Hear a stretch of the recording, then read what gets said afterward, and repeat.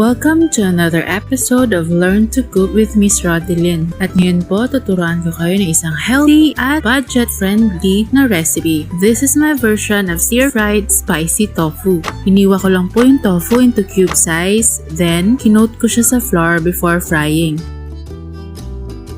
Naglagay rin po ako ng ginayat na bawang.